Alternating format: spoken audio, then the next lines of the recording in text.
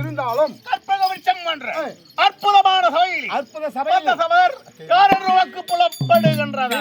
சாமி தெரியலங்க. புரியவில்லையா? புரியல. சொன்னால் தெரியும். சொன்னால் புரியும். புரியும். தவத்தில் மிகுந்த மகத்துவம்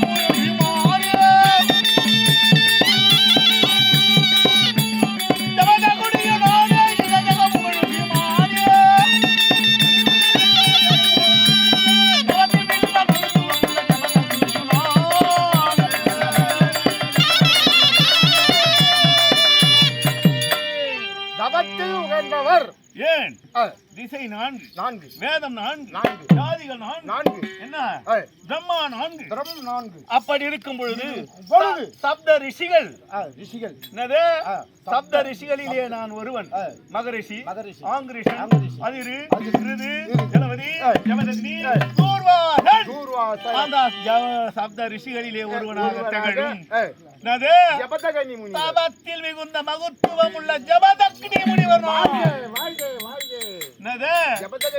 ஆமா, இந்த கன்னிகா பெருமையோடும் சிறப்போடும் சீரோடும் பெருமையோடும் அருமையோடும் குறையில்லாமல் நிறைவோடு வாழ்ந்து வருகிறோம். நீங்கள் யாரால் பெருமை? யாரால் பெருமை? யாரால் ஐயனே பெருமைங்க. ஒரு குடும்பத்திற்கு பெருமை சேர வேண்டும் என்றால் மனைவியால் அல்லவோ பெருமை. மனைவியால் தான் பெருமை. ஆமா, எனக்கு பெருமை யாராலுங்க? என் மனைவி ரேணுகா. உன்னுடைய மனைவி ரேணுகா தேவி. ஒண்ணு தேவி பட்ட பின்னாலதான் நான் சொல்லக்கூடாதுங்க, அதனால தேவின்னு கூப்பிடு. அப்படியா? தேவின்னு சொல்லு. ஏன்னா ரேணுகா தேவி. ஆமா, அதுதான் சொன்னேன். ரேணுகா தேவி. ஆமா, ஆகாய தேவி, பூமா தேவி, சரஸ்வதி தேவி, பார்வதா தேவி, லட்சுமி தேவி, பூமாதேவி, ஸ்ரீதேவி, மூதேவி, எத்தனையோ தேவி இருக்கிறாங்க. மூதேவின்னு சொல்லாத, அது என் பொண்டாட்டிக்கு வச்சு பேருங்க, நானே வச்சது. உலகத்தில் ஒரு மனிதன் நிம்மதி அடைகின்றான் என்றால் அவன் உறங்கும் பொழுதுதான் நிம்மதி அடைகின்றான். மூதேவி உறங்கும் பொழுதுதான் நிம்மதி அடைகின்றான். கண் விழித்திருக்கும் பொழுது ஐயோ அதை செய்யலாம், இது செய்யலாமா, அது செய்யலாமா, அங்க போலாமா, திருப்பதிக்கு போவான். ஆமா, திருப்பதிக்கு போவான். சாமி கும்பிடலாம்னு போட்டு அடைக்கிறான். 3 நாள் 4 நாள் ஜெயில அடிக்கிறான். காரணம் என்ன? பக்தர்கள் அதிகமாகி விட்டது. ஆகையால் மொத்தமா விட்டோம்னா கொண்டாடு நீட்டின்னு கிச்சின்னு எத்தினி போமோ எத்தினி வருமோ ஐயப்பன் கோயில போற மாதிரி. ஆனா பெருமாள் கோயில் இதையும் போன்ற சரித்திரம் இல்லைங்க ஐயா. இல்ல. ஆகையால் பக்தர்களை அதிகரிக்க என்ன பெருமை வந்து சேர்கிறது. அதை போல் தன்மை போல் எனக்கு பெருமையாரால் உன்னுடைய மனைவியால். ஆமா ஆமாம் ஐயா. என் மனைவி எப்பேர் கொற்றவள் இந்த கன்னிகாகுப்த பட்டணத்தில் பட்டணத்தில் பெருமையோடு வாழ்கிறோம் வாழ்கிறார் என்றால் எனக்கும் என் மனைவி ரேணுகாவுக்கும் 4 பிள்ளைகள் பிறந்தோம். 4 பிள்ளைகள் பிறந்திருக்கிறது.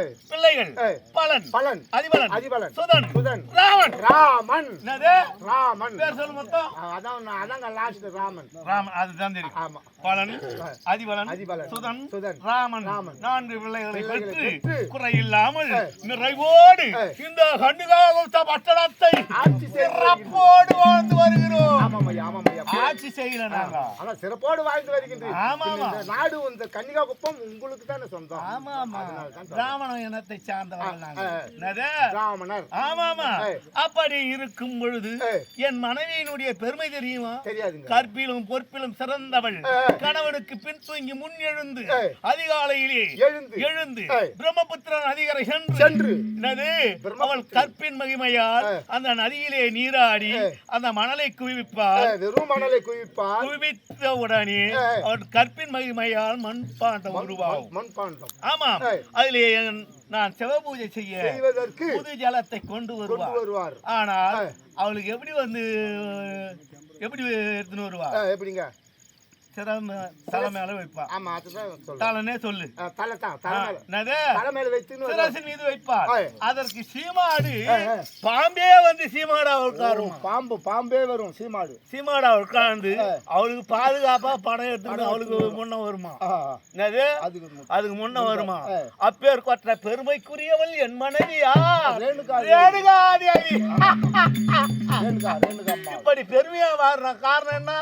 என் மனைவி தான் காரணம். ஆனால் இன்று அதிகாலை நேரமாகிவிட்டது. ஆமா போனவங்க நதிகரை சென்றவர் இன்னும் வரவில்லை. என்ன காரணமாக இருக்கும்? ஞானத்தில் பாருங்க. உங்க ஞானத்தில் பாருங்க. ஞானத்தை பாருங்க தெரியலீங்களா ஐயா? நான் உன்ன கொடுத்தேன். இத்தனை காலங்களாக என்னை மாலையிட்டு மகிழ்ந்து இத்தனை பிள்ளைகளை பயந்தெடுத்து பெருமையோடு வாழ்ந்து கொண்டிருக்கிறோம். அப்படி வாழ்ந்து கொண்டிருக்கும் பொழுது இத்தனை காலங்களாக செய்யாத தவறை இன்று செய்கிறாளே என்ன காரணமாக இருக்கும்? எனக்கு தெரியலீங்க ஐயா. ஒன்று புரியவில்லை. புரியல. அவள் இன்னும் வர்றாத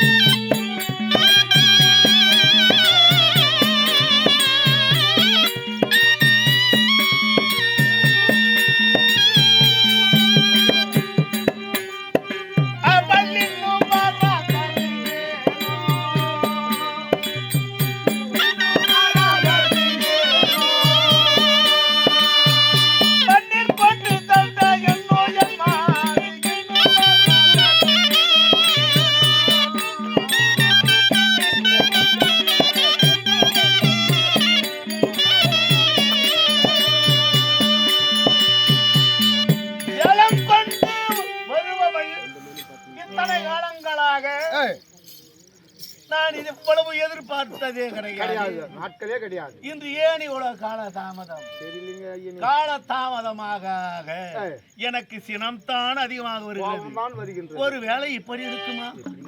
எப்படி அண்ணன் குயில்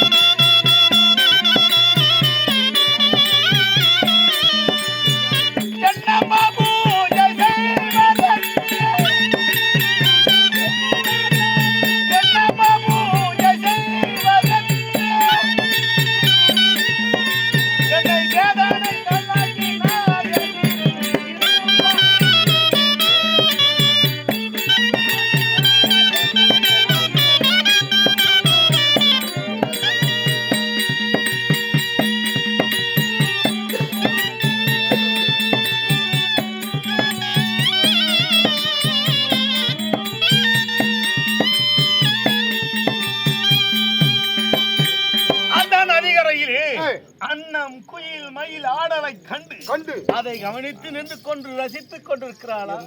ஒன்று புரியவில்லையே. நான் சிவதொன்று செய்ய வேண்டுமே. சிவதொன்றிலே பிழை ஏற்படக்கூடாதே. நான் என்ன செய்வேன் ஆண்டவா? ஒன்று புரியவில்லை. சரி, உற்று பார்ப்போம் ஞானத்தால். ஓம் நமச்சிவாயா. ஆஹா, அடி பாலகி, அடி காலகி, அடி சண்டாளி, அடி படுபாவி, ஐயோ என் குலத்தை கெடுக்க வந்து விட்டாலே கோடாரி காம்போய் போல். என் குலத்தை கெடுக்க வந்து விட்டாலே, என் குலத்தை கெடுக்க வந்து விட்டாலே பாதகி. ஒன்று புரியல எனக்கு. ஒரு மனிதனோ பெண்ணாக இருந்தாலும் சரி, ஆணாக இருந்தாலும் சரி, உடலால் கட்டாலும் பரவாயில்லை, உள்ளத்தால் கடக்கூடாது. மனதால் கடக்கூடாது. அந்த பிரம்மபுத்திர நதி கரையிலே நீராடி விட்டு நீராடும் பொழுது ஆகாய மார்க்கமாகவே கந்தர்வன் போனான். யார்? கார்த்திகை வீரன், கார்த்திகை வீர அர்ஜுனன். 1000 சிரம் 2000 கரத்தோடு ஆகாய மார்க்கமாக பறந்து செல்ல அவனுடைய நெய்யல் அந்த ஜலத்திலே பட இப்பேர் கொற்ற ஆடவன் இந்த பூவுலகில் இருக்கிறான் என்று மனதால் உள்ளத்தால் நினைத்தார். உள்ளத்தால் நினைத்தவுடனே அவள் கற்பு அவளை விட்டு போய்விட்டது. அதற்கு அப்புறம் மணலை குவித்தால் வருமா? வரவில்லை. கற்பு போன பிறகு வராது. மண்பாண்டம் வருமா? வரவில்லையே. அந்த கற்பிழந்த காதகி, அந்த சண்டாளி என் குலத்தை கெடுக்க வந்தாய். கோவப்படாதீங்களா? அந்த பாதகி உயிரோடு இருக்கலாமா? என்ன செய்ய போறீங்களோ? உயிரோடு விடலாமா? விடக்கூடாது. உயிரோடு விடக்கூடாது. ஆகையால் என்ன செய்ய போறீங்க? பிள்ளைகள் இருக்கிறார்கள் மூவர்கள்.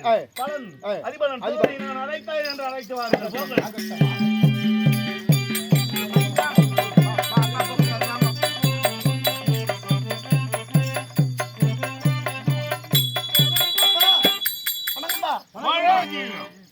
நல்லது.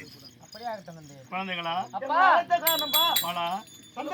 அதிபலா சுதா, உங்களுக்கு ஒரு வேலை. உன் தாயான ரேணுகா பிரம்மபுத்திர நதிக்கரையிலே கற்பிழந்து கத்தி கதறி கொண்டு இருக்கின்றாள், புரண்டு கொண்டிருக்கின்றாள். ஆகையால் அந்த கந்தர்வனை கண்டால் கற்பு பறி போனது, மண்பாண்டம் வரவில்லை. ஆகையால் இப்பொழுது உங்களுக்கு ஒரு வேலை. அது என்ன வேலை? மூவர்களும் சென்று அவளை சிரசேதம் செய்து வாருங்கள். நாங்க செய்ய மாட்டோம்பா. முடியாதுப்பா. முடியாதா? பெற்றெடுத்த அன்னையை போய் கொல்ல மாட்டோமாப்பா. தாயை சிறந்தது. நீங்கள் படித்தவர்கள் தானே? ஆமாப்பா. என்ன சொல்றீங்க? தாயை சிறந்த கோவில் கிடையாதுப்பா. அதுக்கு அப்புறம் 10 மாதம் சுமந்தெடுத்து தாயை போய் வெட்ட சொல்றீங்களே? வெட்ட மாட்டோம்.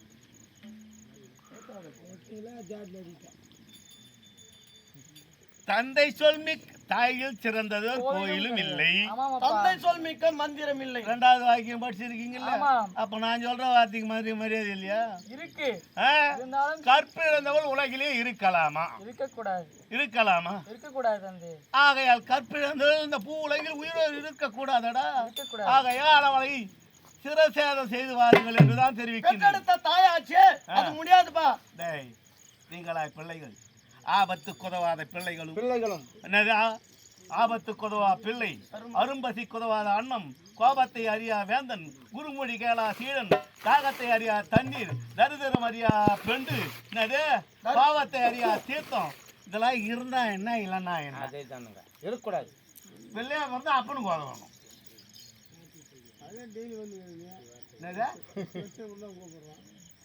அப்படியா?